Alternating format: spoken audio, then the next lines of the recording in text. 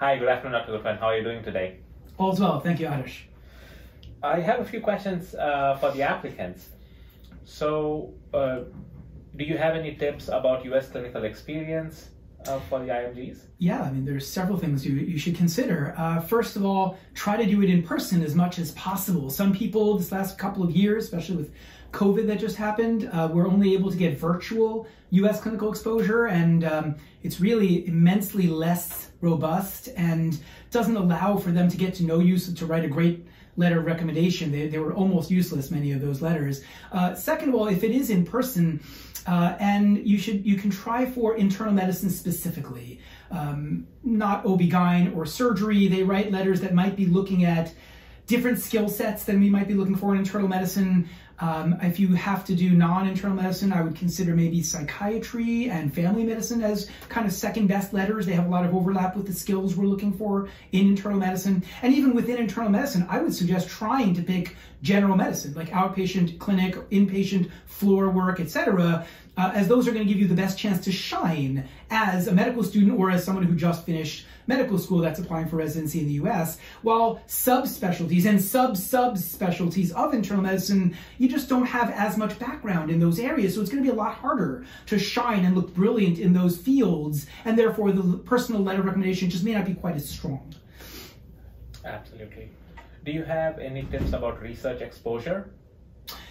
Yeah, I know it can be hard to get from some other countries. When possible, try to come to the US and do months or even a year of research at major academic centers that can get you a lot under your belt, and you can really work with them personally to develop your research skills. And when it's not possible, in your home country, if you can find a PI that can really guide you and get you towards where you want to be with first author publications and research, that's certainly still a great way to go.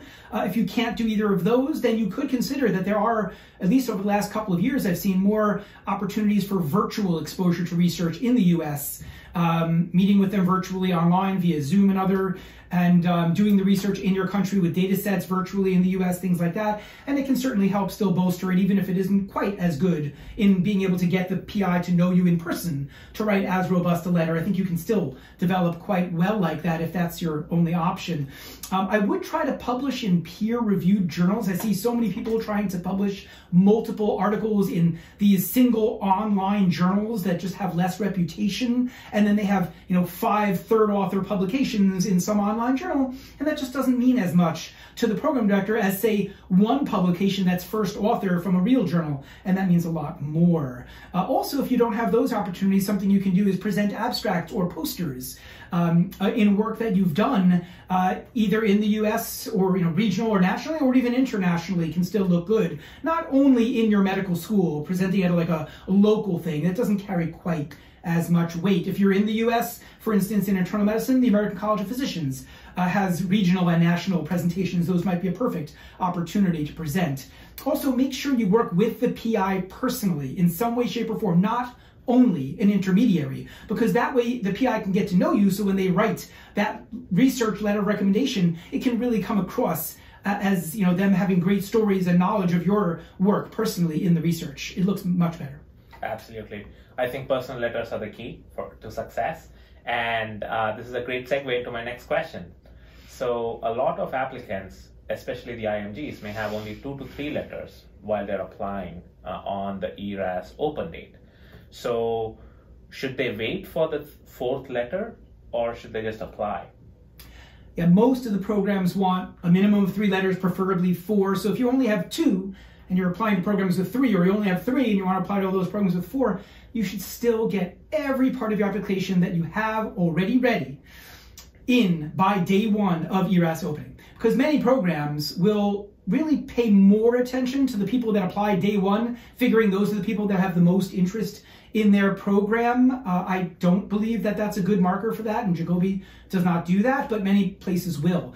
And honestly, we're going through thousands of applications, so even if you're a week late getting in letter of recommendation number 4, or getting your MSP or whatever that one last thing is that's not in yet, there's a pretty good chance we haven't even gotten up to your application yet, just because it's so much to go through. So just get everything in, and then whatever you can, when you finally get that last one in, then just get it in, and you should be fine. Even if we've already gotten to your application and it only had 3 letters and we were waiting for a 4th, so we go on to the next application and then eventually get back to yours. We don't usually just inactivate your file because it was missing 1.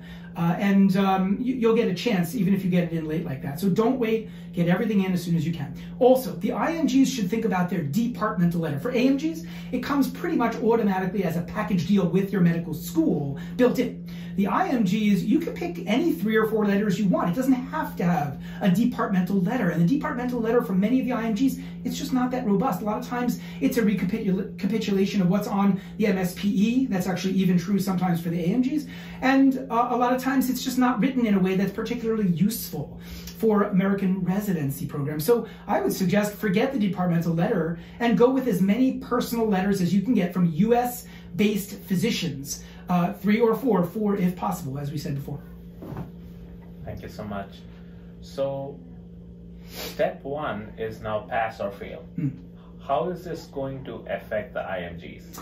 Yeah, 2 different major ways, I believe. I mean, now that it's pass-fail, you really have the onus on you to pass it the first time. If you fail the first time, I think it's a pretty deep crater you're digging for yourself that's going to be hard to climb out of. So for all those who thought, okay, this makes it easy, we just have to pass, I think it's actually more stressful because now you have to work so hard just to make sure you definitely pass on the first try.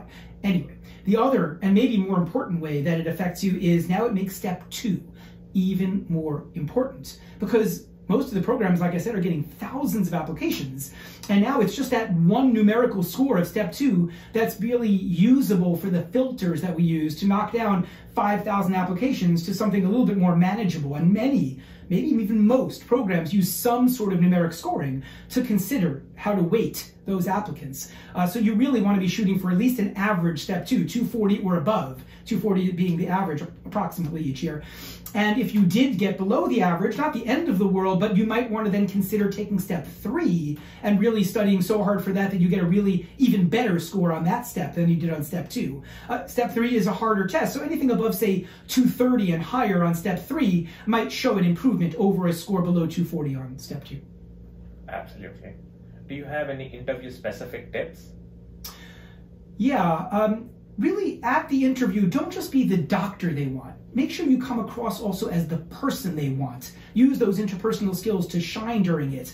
You want to come across and be perceived in a really positive light, like with how much energy, positive energy you bring to the interview day itself. You want to have good questions about that specific program, showing that you're really interested and motivated in what they have to offer. And you also just want to interact with as many people as possible in a positive light. The residents you talk to, the program coordinator you talk to, all those people are going to be, thinking about how they are and how much they might want to work with you the next year. And you have to come across in such a way that shows your interest and motivation. You might think, I want to be in this program, but unless you can show it, it won't necessarily come across.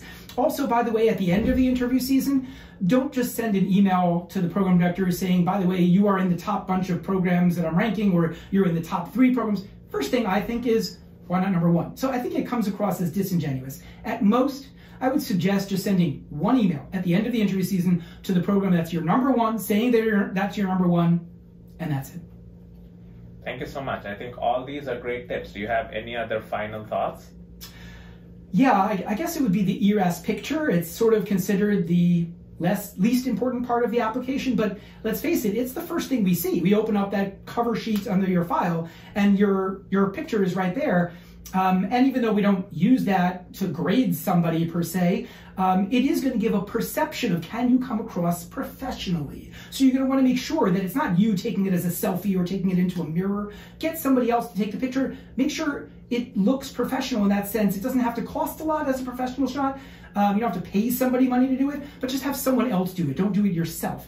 And then you want to also look professional in the picture by wearing a suit for men, or whatever the relative equivalent would be for a woman. You want it to be buttoned all the way up so you don't have anything inappropriately showing that might come across as unprofessional. You really want to make sure you're not crossing your arms in it. It's a very closed posture. And overall, smile. It's amazing how far a smile can go. I think it's also important to at least brush your hair decently, no matter what your own personality might be like. You want to come across looking professional in the picture. So brush your hair, make it look normal. It's amazing the crazy haircuts I've seen on some of these pictures. You just want to come across professionally for at least that picture. Absolutely. Thank you so much. Yeah, no problem. I hope it helps some people. I hope so too. Thank you so much.